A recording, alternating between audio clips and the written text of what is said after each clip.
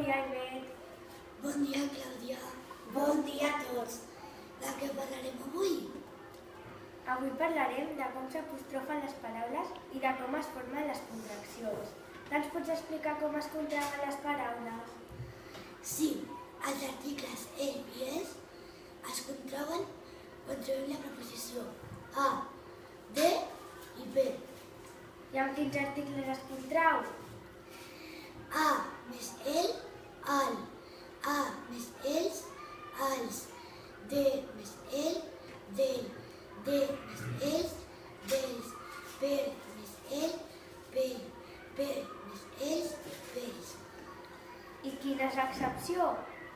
L'excepció que hi ha és que quan les paraules s'apostrofen no es contrauen. I quina és la partícula més antiga però que encara es fa servir? La partícula més antiga és cal. Que ens pots explicar en quins articles es contrau? Ca més el, cal.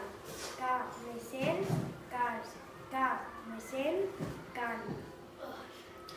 Que ens pots explicar com s'apostrofen les paraules?